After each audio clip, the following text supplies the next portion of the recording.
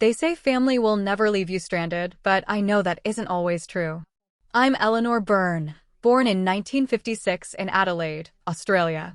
Back in my 67th year, my son Lucas and his wife Clara abandoned me in a small Portuguese town simply because I wanted to visit a museum instead of following their Instagram-styled travel agenda.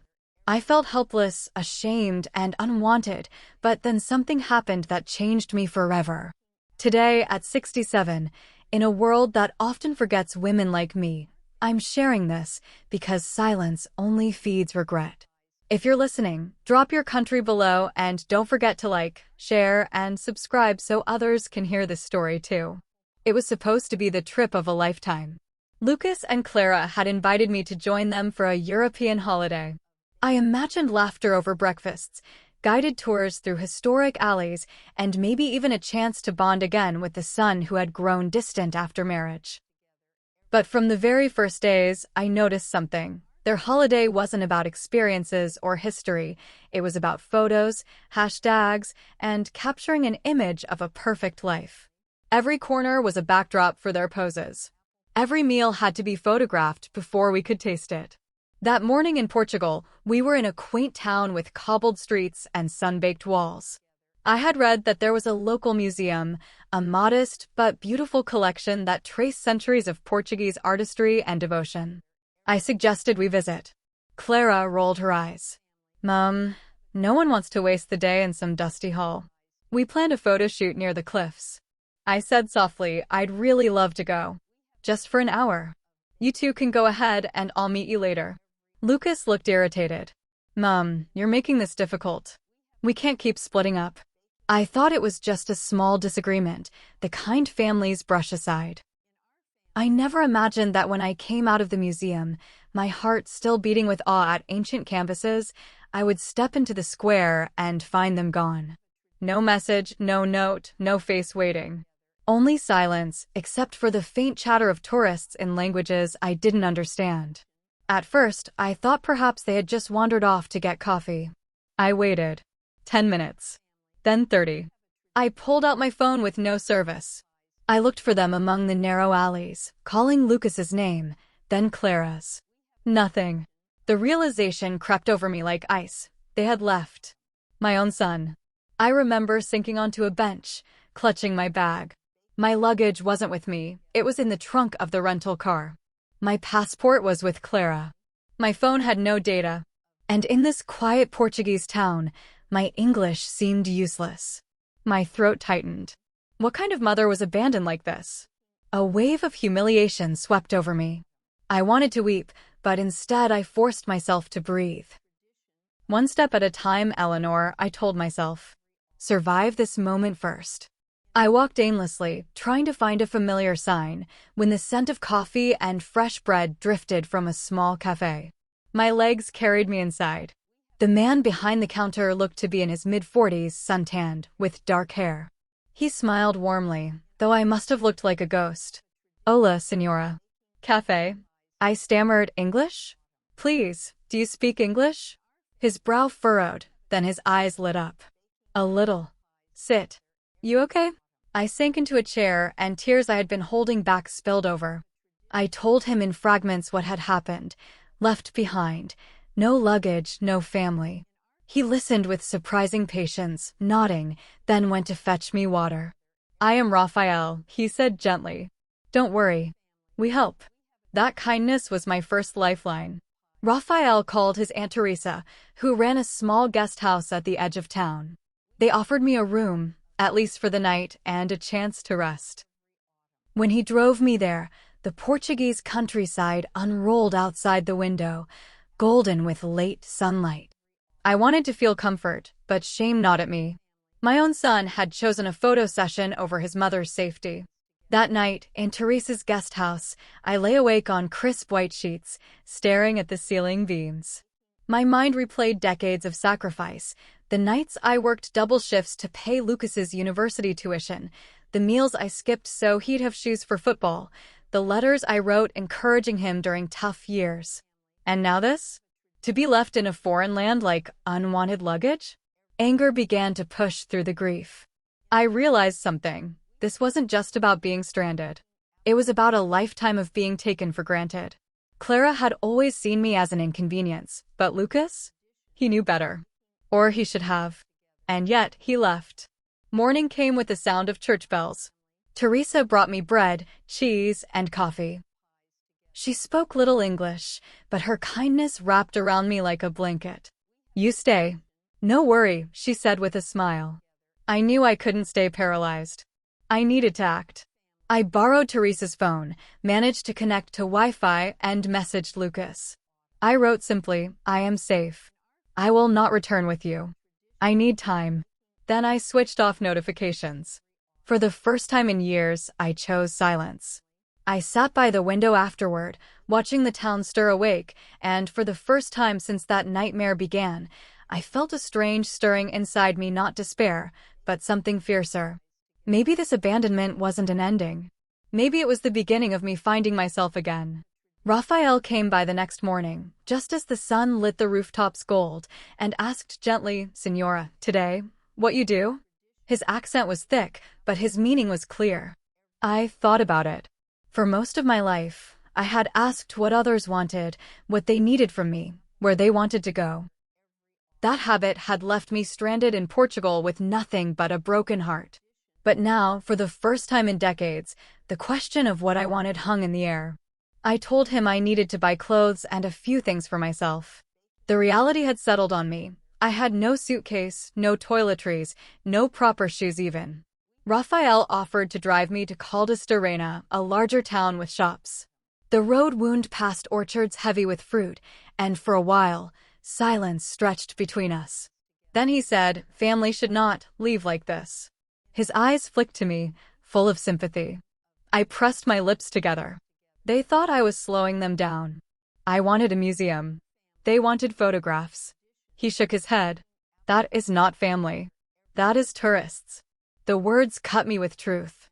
In quietest, I bought simple clothes, toiletries, and a new handbag. The small act of choosing my own belongings without anyone sighing in impatience, without feeling guilty for spending, felt strangely liberating. I remembered who I had been before Lucas was born, Eleanor who painted landscapes, who once dreamed of seeing Europe not through someone else's itinerary, but her own eyes. Somewhere along the years, I had buried that woman under duty and sacrifice. When Raphael drove me back, I thanked him with tears in my eyes. You've shown me more kindness than my own son. He shrugged, smiling shyly. Sometimes, strangers give family heart. That night in Teresa's guest house, I thought about going back to Lisbon to confront Lucas and Clara. But the idea filled me with dread. I knew how it would go. Clara would play the victim, Lucas would ask me to be understanding, and I would swallow my hurt once again. No, this time I wouldn't. Instead, I opened a map. Florence, Italy had always been my dream. For decades, I'd kept a postcard of the Duomo tucked into my dresser drawer. I used to whisper to myself one day, what if that day was now? I asked Teresa if she knew a way to Lisbon. She called her brother, who was making a trip there the next morning. As he drove me, the Portuguese landscape rolled away in green hills and blue sky. I should have been nervous, but instead I felt lighter with every passing mile. I wasn't running from abandonment, I was running toward freedom. In Lisbon, I booked myself a modest hotel with the last of my emergency money and finally, trembling, called my bank to arrange access to my own funds. For so long, I had lived as if dependent first on my late husband, then on Lucas's approval. But here I was, in a strange city, making arrangements with my own voice. I wrote a final message to Lucas. I am safe. I love you. But I need distance. Do not contact me until I am ready. Then I bought a train ticket to Madrid, from where I could reach Florence. The train ride carried me through changing landscapes, olive groves, dry plains, bustling stations. My heart raced at the thought of what I was doing. 67, alone, abandoned, and yet daring to go to Italy. It was terrifying. But it was mine. Every mile felt like stitching myself back together. When I stepped into Florence, the air was different. Warm, perfumed with bread and basil, heavy with history. The red dome of the Duomo rose like something out of my dreams. I remember standing there, suitcase in hand, whispering, "Eleanor, you made it." Tears filled my eyes, not of grief, but of triumph. I found a small guest house run by a widowed woman who reminded me of myself. She gave me a room with a balcony overlooking terracotta rooftops. That night, I walked through Florence's streets alone. And for the first time, the word alone didn't mean abandoned, it meant free. Over the next few days, I explored slowly. I wandered the Uffizi, standing for hours before Botticelli's Primavera. I ate gelato by the Arno River, letting it melt too quickly in the sun. I got lost in winding alleys, laughing at my own clumsiness. Every step was a rebellion against the woman I had been, the one who apologized for existing, who accepted being sidelined. One afternoon, while sketching in a square, another traveler approached me. She was British, about my age, with silver hair pulled back neatly. "That's a lovely drawing," she said. I laughed. "It's just a mess of lines." "But they're your lines," she smiled. We ended up talking for hours, two women with different stories, but the same ache, lives of giving, years of fading into the background. Through that conversation, I realized something. I wasn't the only one rediscovering myself.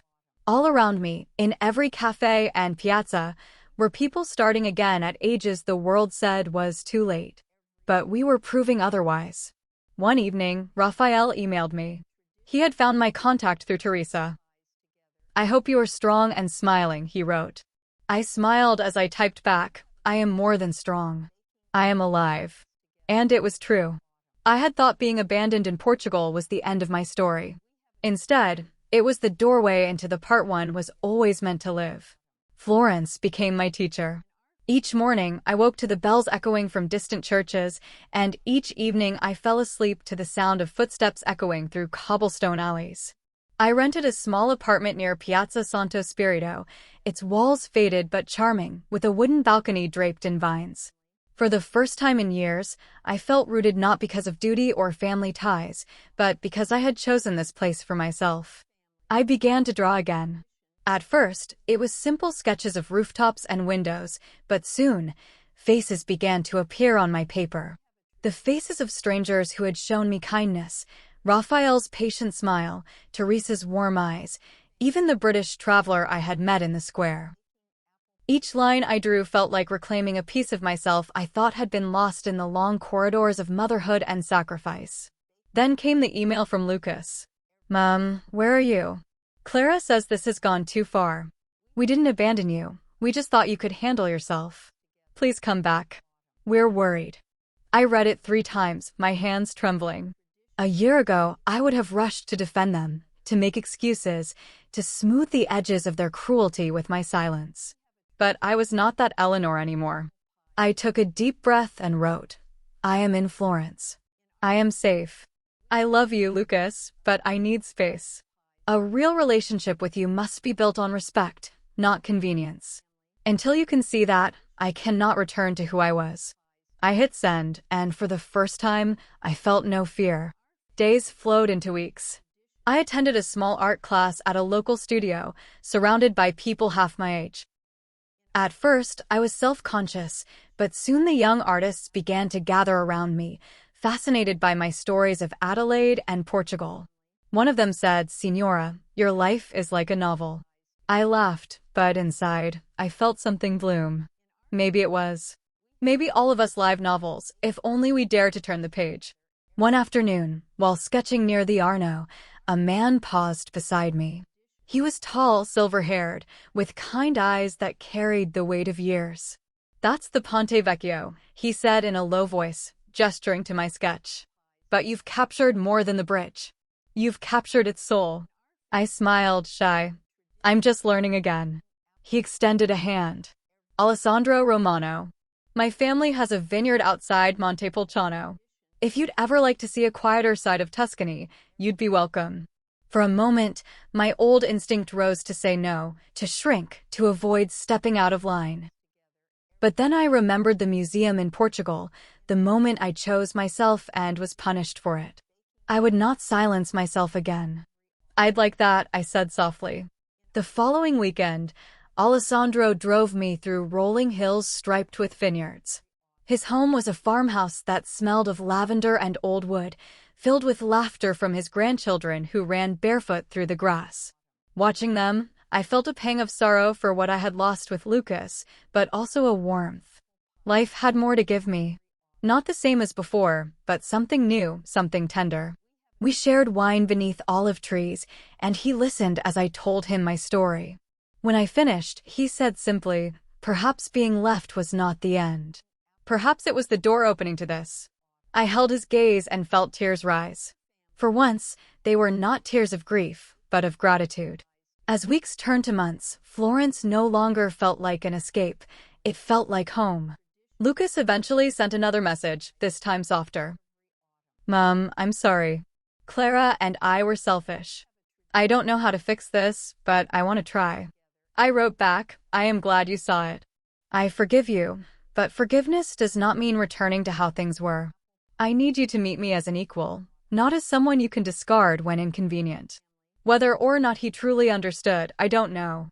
But I knew I had spoken my truth. And sometimes, that's the most a mother can do. Now, in the quiet evenings in Florence, I walk along the river and watch the city lights shimmer. I am no longer just Eleanor the mother or Eleanor the widow. I am Eleanor, a woman who dared to begin again at 67, who found in abandonment the key to her own freedom. I am not finished. There are still places to see, canvases to paint, friendships to nurture, and perhaps love to explore with Alessandro. But whatever happens next, I know this. I am no longer afraid of being alone. For I have discovered that being alone is not the same as being unloved. Sometimes it is the path to finding the deepest love of all your own. And if you are listening now, I want you to remember, your story is not over until you decide it is. Moral lesson: when betrayal strips away illusions, it gives space for courage. Even in late chapters, new beginnings wait, painted with freedom, dignity, and quiet strength. Don't forget to like this video, subscribe to the channel, share with friends, and comment below what part of my journey spoke to you most.